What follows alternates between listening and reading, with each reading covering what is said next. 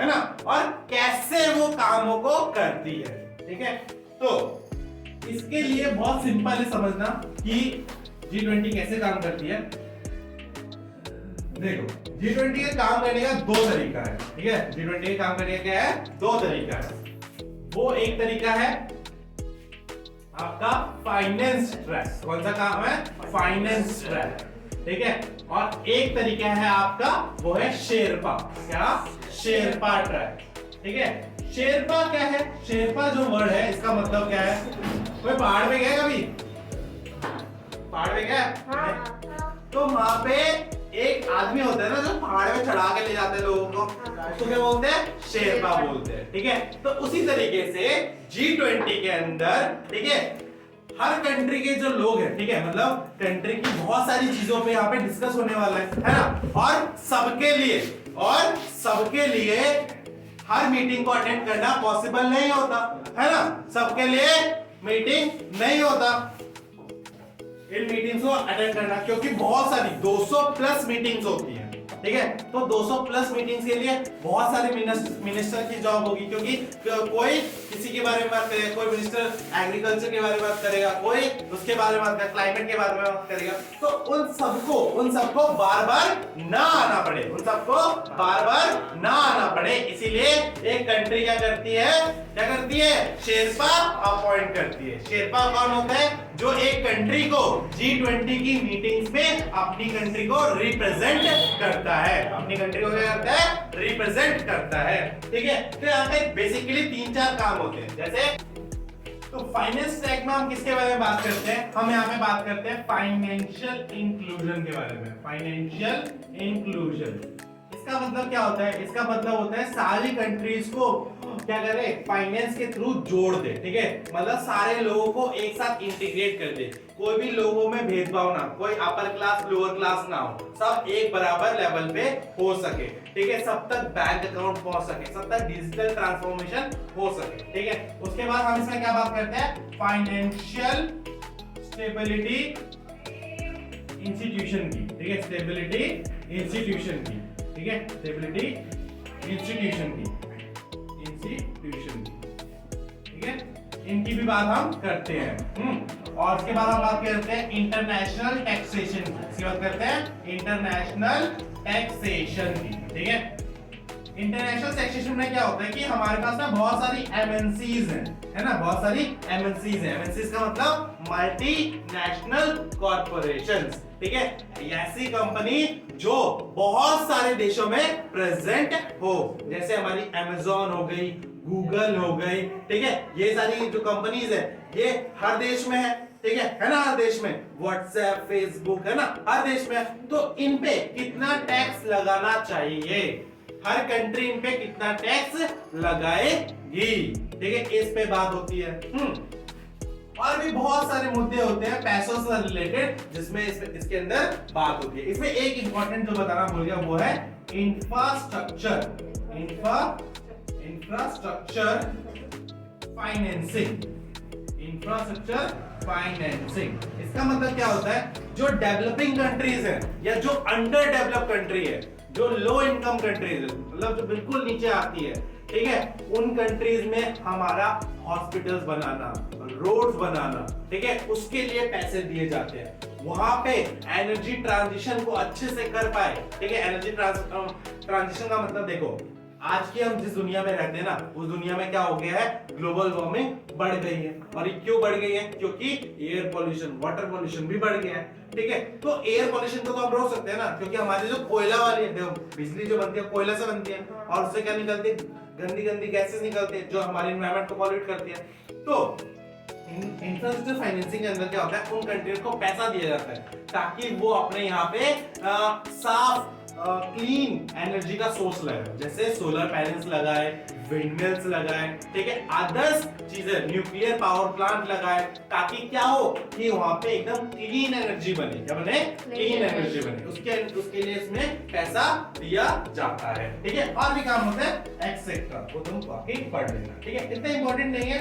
ठीक है, हम एज अ जनरल पढ़ रहे हैं ना कि कितना हमें पता होना चाहिए, क्योंकि G20 हमारे देश में हो रहा है, तो इतना पता होगा चलेगा। ठीक है, इसके बाद बात करते हैं शेरपा ट्रैक की। तो शेरपा ट्रैक में क्या होता है, यहाँ पे बात होती है क्लाइमेट की, मतलब किस तरीके के जलवायु हमारे यहाँ पे होगा, ठीक है। उसके बाद हमारे यहाँ पे बात होती है एनर्जी की, इसकी बात होती है एनर्जी की, ट्रेड की बात होती है, कल्चर की बात होती है, ठीक है। उसके बाद टूरिज्म की बात होती है, ठीक है। उसके बाद हेल्थ की बात होती है, उसके बाद डिजिटल की बात होती है,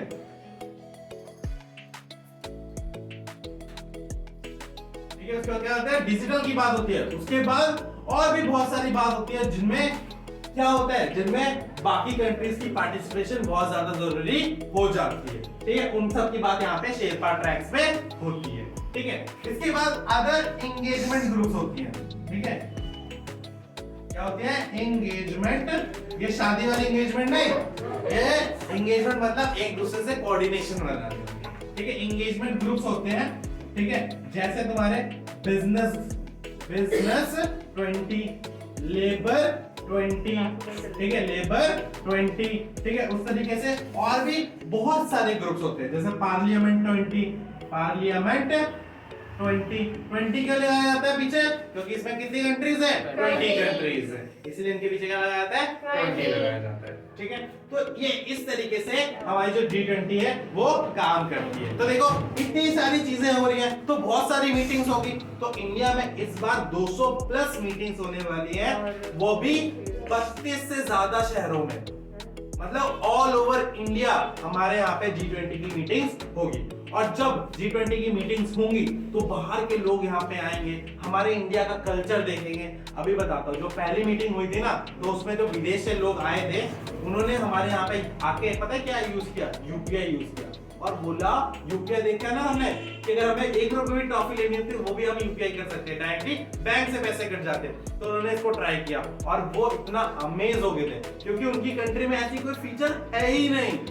इंडिया के पास ही एक ऐसी टेक्नोलॉजी है जिसके अंदर हम इतने स्मूथली बैंक ट्रांसफर कर सकते हैं, ठीक है। तुम्हें भी पहले की बात पता होगी कि 2015-16 से पहले क्या होता था कि हमें बैंकों की लाइनों में लगने पड़ते थे। अगर घर वाले दिल्ली से पैसे लेके आते थे तो कहां पे छुपा के ले जाते थे, ये भी याद होगा, ठीक है। तो इस तरीके से हमारी जिंदगी कितनी आसान हो गई यूपीआई से। हम उनको वो कल्चर दिखा सकते हैं। हमारे इंडिया में आज कितने बेहतरीन रोड्स बन रहे हैं, कितने अच्छे कॉलेजेस हैं, कितने अच्छे स्टेडियम्स हैं। हम पूरे इंडिया को क्या कर सकते हैं, शोकेस कर सकते हैं। क्या करते हैं, शोकेस कर सकते हैं। हम पूरी इंडिया को वर्ल्ड के सामने दिखा सकते हैं। क्या दिखा सकते हैं, वर्ल्ड के सामने दिखा सकते हैं, जिससे क्या होगा कि हमारे इंडिया में और ज्यादा क्या आएगा, टूरिस्ट आएगा। क्या आएगा, और ज्यादा टूरिस्ट आएगा, क्योंकि जब वर्ल्ड के टॉप लीडर्स इंडिया में होंगे तो जो वर्ल्ड की सारी मीडिया होगी वो किधर होगी, इंडिया में होगी, और इंडिया के हर एक चीज को वो दिखाएंगे और लोगों का इंटरेस्ट बनेगा इसमें और लोग इसमें आएंगे, ठीक है। तो ये बात होगी हमारी G20 क्यों इंपॉर्टेंट है, ठीक है। तो अब बात करते हैं जो इंडिया में इंडिया में जो G20 समिट होने वाला है उससे कुछ रिलेटेड, क्योंकि हमने बात हमारी यहीं से स्टार्ट करी थी कि इंडिया में क्या होने वाला है, G20 समिट होने वाली है, जिसके बारे में हमें पता होना चाहिए। तो अब तक मैं समझ सकता हूँ कि तुम सबको थोड़ा बहुत नॉलेज आ चुका होगा G20 क्या है, कौन कौन मेंबर्स हैं, ठीक है। अब बात करते हैं इंडिया में जो G20 होगा उसमें क्या ऐसा खास होगा, ठीक है, क्या ऐसा खास होगा, ठीक है। तो जो बात है इंडिया को G20, देखो इंडिया को जो G20 का प्रेसिडेंसी मिली है वो ऐसा तो नहीं है कि इंडिया को चुना गया हो, ऐसा तो नहीं है। इंडिया को ये इसलिए मिला है क्योंकि रोटेशन बेसिस पे होता है। क्या होता है, रोटेशन बेसिस पे। 20 कंट्री हैं, 20 में एक बार घूमती है, तो इंडिया की भी बारी आनी थी, तो इंडिया की बारी इस बार आ गई।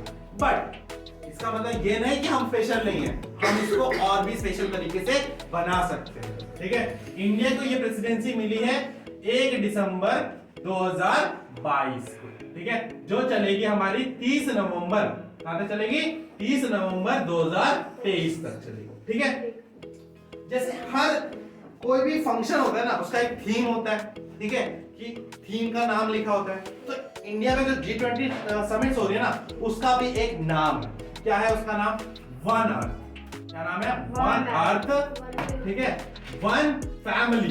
क्या, one family, one future, one future, ठीक है। अब यहाँ पे वन अर्थ का मतलब क्या है, वन अर्थ का मतलब है कि हमें जो अर्थ है हमारी, इसको क्या करना है, हील करना है। क्या करना है, हील करना है। मतलब जो भी पॉल्यूशन से हम डैमेज कर चुके हैं उसकी भरपाई करनी है, हमें और डैमेज अर्थ को नहीं करना है। क्योंकि अगर हम अर्थ को और ज्यादा डैमेज करेंगे, ठीक है, तो हमारे अर्थ क्या हो जाएगी, डिस्ट्रॉय हो सकती है। लेट्स सपोज हमारी बॉडी में कोई बीमारी है और हम और भी बीमारी लाने वाले काम करेंगे बॉडी में, तो बॉडी जिंदा रहेगी नहीं, मर जाएगी। तो उसको हील करना भी जरूरी है टाइम टू टाइम। फिर वन फैमिली का मतलब है हमारी कि पूरी दुनिया में क्या बनी होनी चाहिए, हार्मनी। हार्मनी मतलब शांति होनी चाहिए, ठीक है, प्यार होना चाहिए, सारे लोग एक दूसरे से मिलजुल कर रहने चाहिए, ठीक है। फिर आता है वन फ्यूचर। क्या आता है, वन फ्यूचर। वन फ्यूचर का जो मतलब है वो क्या है, यहाँ पे फ्यूचर इनिशिएटिव्स लेना। क्या लेना, फ्यूचर्स इनिशिएटिव लेना, ठीक है, जिस तरीके से हम इसको क्या कर सके, फ्यूचर के लिए हम रेडी रह सके। क्या कर सकते हैं, रेडी रह सके, ठीक है। हमारे आने वाली जनरेशन को भी वो सारी चीजें देखने का पूरा हक है ना, जो हमने देखी है, ठीक है, वो हमारे आने वाली जनरेशन भी देख सके, पेड़ पौधे ये सब देख सके ना। अगर ये सब खत्म हो जाएगा तो देख सकेंगे, नहीं देख सकेंगे, ठीक है। तो ये बात हुई हमारे इंडिया में जो होने वाले G20 समिट्स के बारे में, ठीक है। तो इंडिया में जो G20 समिट होगा वो भी नवंबर के महीने में होगा, जब वर्ल्ड लीडर्स सब यहाँ पे आएंगे, ठीक है। वर्ल्ड लीडर्स यहाँ पे क्या करेंगे, आएंगे, ठीक है। और यहाँ पे बड़ी सी समिट होगी और ये हो कहाँ रहा है, तुम पूछोगे, ये हो रहा है हमारे पहले शहर न्यू दिल्ली में, ठीक है। और जगह कौन सी है, प्रगति मैदान। प्रगति मैदान में ये सारी चीजें हो रही है, ठीक है। यहाँ पे वर्ल्ड क्लास इंफ्रास्ट्रक्चर बनाया गया है, एक अच्छा सा ऑडिटोरियम हॉल बनाया गया है जिसपे लोग जो वर्ल्ड लीडर्स आएंगे वहां पे मीटिंग्स चलेंगी, ठीक है। बहुत सुंदर तरीके से बनाया गया है, ठीक है। तो आई होप आप सबको G20 के बारे में सब कुछ पता चल चुका होगा, ठीक है। और इसके बारे में जानना बहुत इंपॉर्टेंट था हमारे लिए, क्योंकि देखो कोई चीज हमारे इंडिया में हो रही है, ठीक है, और एज अ इंडियन अगर हमें उसके बारे में पता नहीं होगा तो हम कैसे एक अच्छे नागरिक कहलाएंगे। हम अपने दोस्तों को बता नहीं पाएंगे कि हमारे यहाँ पे भी इतनी बड़ी बड़ी चीजें होती हैं, वर्ल्ड लीडर्स आते हैं, ठीक है। और इसके बहुत सारे फायदे होते हैं, है ना, बहुत सारे फायदे होते हैं। हम भी बात करेंगे हमारा इंडिया कितना ग्रेट है, ठीक है, इन सब के बारे में हम यहाँ पे बात करेंगे। इसी के साथ इस क्लास को हम खत्म करते हैं। आई होप आप सबको सब कुछ समझ में आ गया होगा। Thank you so much.